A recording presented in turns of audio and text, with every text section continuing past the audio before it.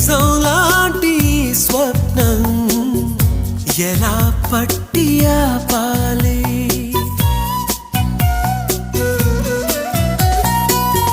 కలే అయితే ఆ నిజం ఎలా తట్టుకోవాలి అవును కాదో అడగకంది నా మౌనం చెలివో చిలవో తెలియకుంది నీ రూపం చెలిమి బంధమల్లుకుందే